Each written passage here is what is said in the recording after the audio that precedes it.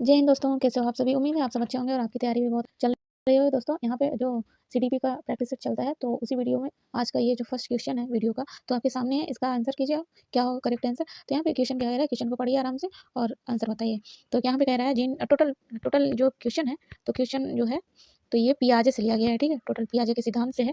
तो आप लोग बताइएगा पियाजे से वो जितने बनने वाले क्वेश्चन होंगे तो यहाँ पे क्लियर होंगे आपके। तो यहाँ पे क्या है, कह रहा है जीन पियाजे के अनुसार जो है बालक में जो वस्त्र स्थायित्व का विकास होता है वो किस अवस्था में होता है। तो यहाँ पे कह रहा है पूर्व संक्रियात्मक अवस्था में होता है, संवेदीगामक अवस्था में। जो देखिए वस्त्र स्थायित्व जो होता है वहाँ जो है संवेदीगामक अवस्था में होता है। तो इसका आंसर कीजिए, देरी ना करते हुए आगे चलते हैं।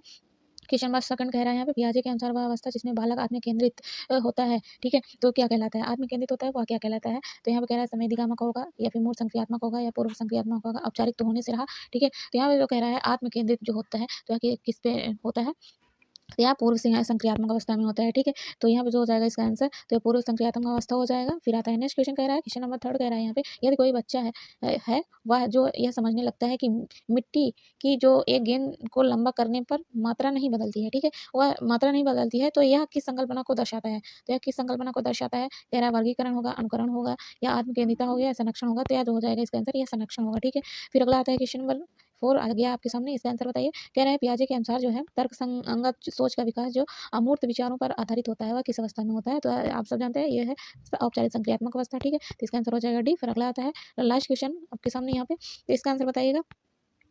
इसका आंसर जो हो जाएगा क्वेश्चन नंबर 5 का, इसका क्वेश्चन पढ़िए और आंसर बताइए। यह जो सामान्यीकरण है यानी एसिमिलेशन का अर्थ पूछ रहा है यहाँ पे, तो इसका क्या कह रहा है, तो पुराने ज्ञान को जो है पूरी तरह से त्याग देना होगा। तो इसका मतलब होता है या फिर नए अनुभव का पुराने ज्ञान में शामिल करना होगा या फिर ज्ञान सामाजिक विकास ज्ञान या फिर व्यवहार में दंड द्वारा। तो नहीं भाई, यहाँ पे जो है एसिमिलेशन का अर्थ ही होता है जो है नए अनुभव को जो है वो पुराने वाले जानकारी में, पुराने वाले ज्ञान में जगह बनाना, जगह दे देना, ठीक है। तो उसमें समाहित करना, तो ये होता है सामान्यीकरण। तो ये हो जाएगा इसका आंसर बी। तो फिर यहाँ तक तो कंप्लीट हो गया क्वेश्चन। फिर मिलते हैं नेक्स्ट वीडियो में, तब तक के लिए आप सभी का बहुत बहुत धन्यवाद।